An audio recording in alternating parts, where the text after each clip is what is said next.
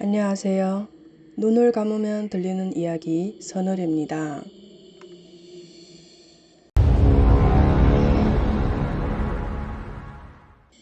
새벽 2시 당신이 잠든 사이 침실 문 손잡이가 천천히 움직이고 있다면 문 밖에는 과연 무엇이 있을까요?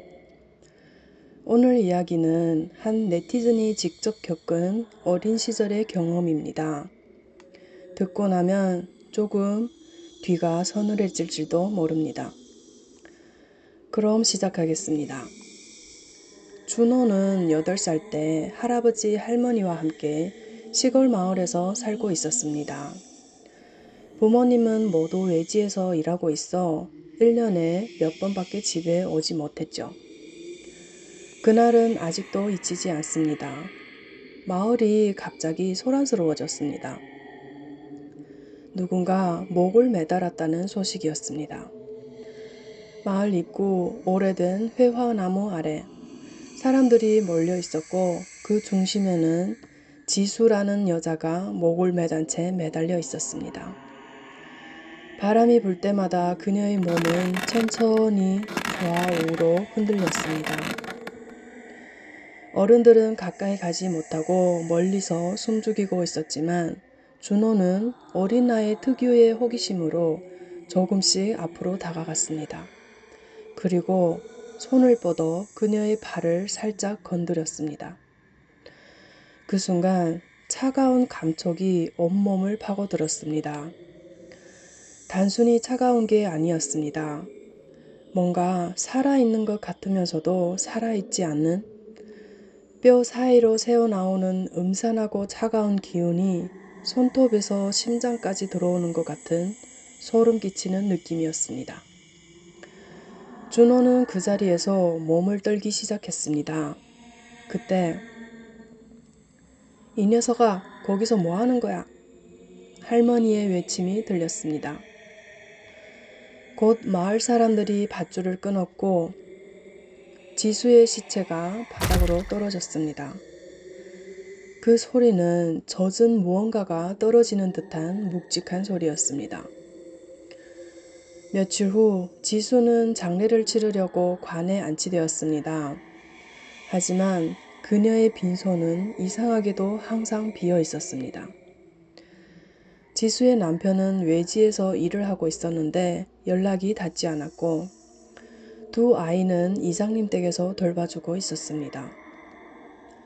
준호는 그날의 감촉이 계속 머릿속에서 떠나지 않았습니다. 계속 누군가 빨리 오라는 목소리가 귀에서 맴돌았고 결국 참지 못하고 친구들과 함께 빈소에 몰래 들어가게 됩니다. 관은 완전히 닫혀 있지 않았고 작은 틈이 있었습니다. 그 시절에는 한을 품고 죽은 사람의 영혼이 편하게 드나들게 하라고 일부러 3일 정도 열어두는 풍습이 있었습니다. 준호는 호기심을 참지 못하고 그 틈으로 손을 넣었습니다. 그리고 그녀의 얼굴을 만졌습니다. 그 순간 지수의 눈이 떠졌습니다. 천천히가 아니라 갑자기. 그리고 움직이지 않는 눈으로 준호를 똑바로 바라봤습니다. 준호는 비명을 지르려 했지만 목이 막힌 것처럼 소리가 나오지 않았습니다. 뒤를 돌아보니 친구들은 이미 모두 도망친 뒤였습니다. 빈소에는 준호 혼자 그리고 관 안의 시체뿐이었습니다.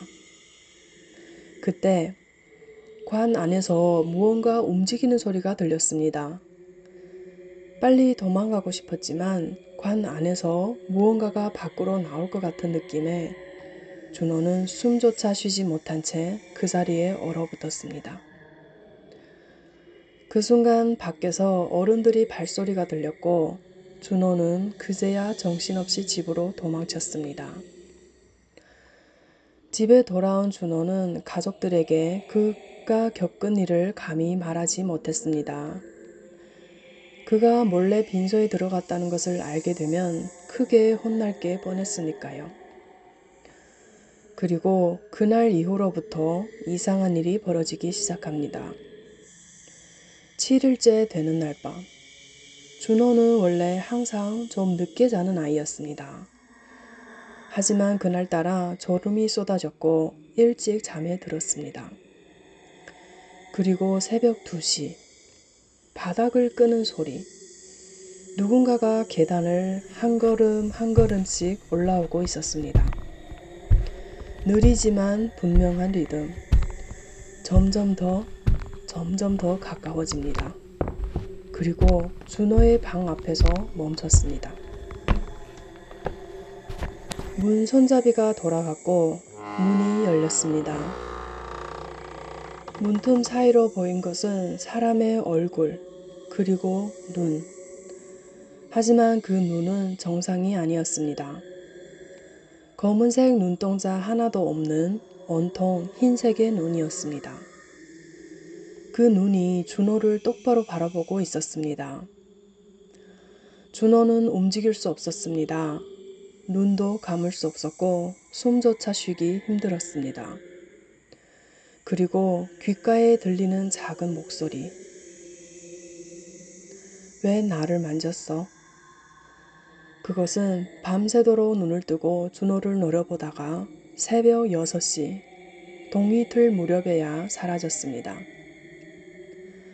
그날 밤 이후 그것은 매일 밤 찾아왔습니다. 다음 날도 그 다음 날도.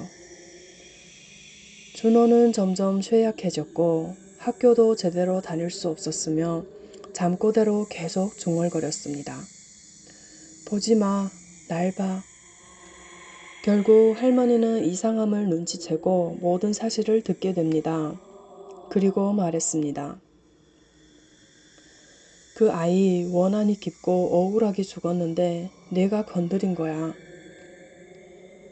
다음 날 할머니는 준호를 데리고 마을의 한 노인을 찾아갔습니다. 노인은 아무 말 없이 작은 집 인형을 만들었습니다. 그리고 준호의 집 2층에서부터 계단 하나하나 내려오면서 주문을 외웠습니다. 이제 여기 머물지 말고 떠나거라. 편히 가거라. 그 후 그들은 지수의 무덤으로 갔습니다. 무덤 위에는 이상하게도 꼿꼿이 자란 풀이 하나 있었습니다.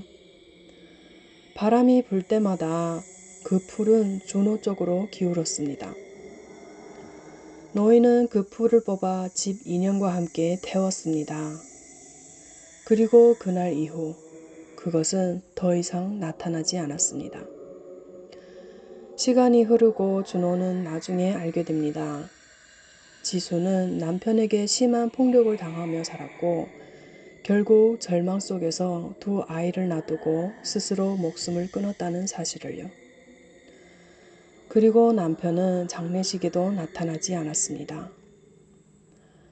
하지만 이 이야기에서 가장 무서운 사실 하나는 그날 관에 손을 넣었을 때 준호가 시신의 눈을 억지로 열게 한 게 아니라 시신이 스스로 눈을 뜬 거였습니다.